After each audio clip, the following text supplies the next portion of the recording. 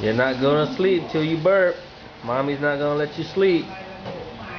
Might as well let it out.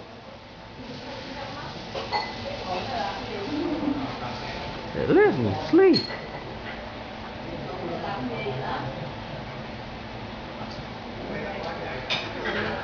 Chám thì là nhận 2 thôi.